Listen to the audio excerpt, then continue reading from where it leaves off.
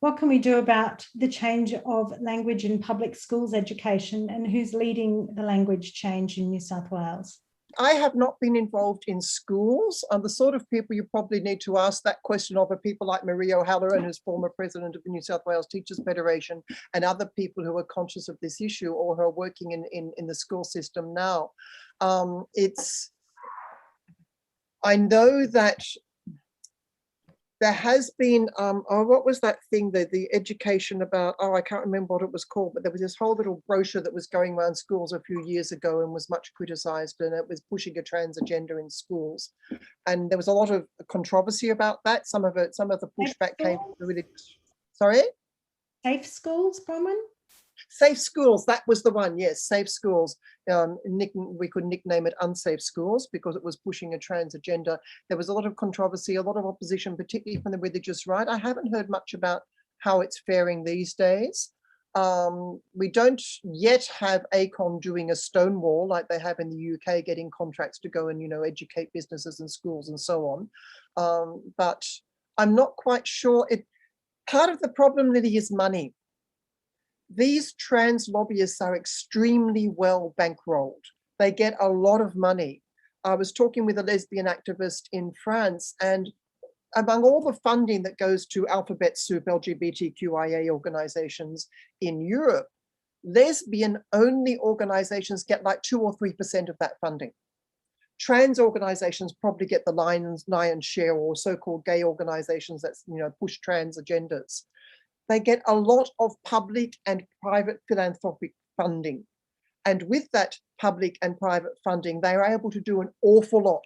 They are able to engage in litigation. They are able to set up programs, to go into businesses, do the whole rainbow tick thing that they do around businesses now. Can you get a rainbow?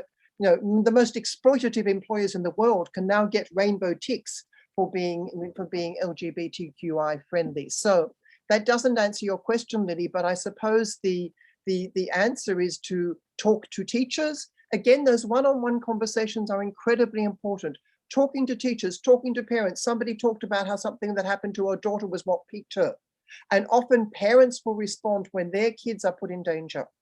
So I suppose talking to the parents, and there are a lot of, there's a lot of, I've heard testimony from a lot of mothers whose daughters, because in schools this is particularly affecting girls, as we know. It's girls that are being trans. It's girls who are a little bit butch or don't conform, or in some way not the ideal girl, who are being transed.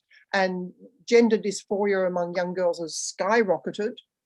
And so mothers of these girls are starting to get very concerned, some of them. Yeah, sometimes it's the fathers who are more concerned than the mothers, but there is concern, and these parents sometimes have nowhere to go. So I think it's really important to connect with parents, who feel concerns, and to connect with teachers, because like I said before, a lot of people just don't know what's going on. They're getting the media stuff from the ABC and the Sydney Morning Herald and SBS and so on and so forth. They're getting all this media stuff. They're getting the shiny things put out by ACON and so on and so forth, and Stonewall in the UK.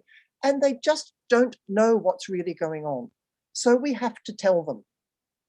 And we have to connect with those who are expressing concern. And as Madeline was saying before, gently have those conversations in ways that they feel they have space to express themselves. I don't know a quicker way to do this, because getting out there with banners, hitting the streets, as Jessica said, yes, of course, that's important. But I don't think that's the way we're going to turn this around. Ultimately, it's not the only way we're going to turn this around.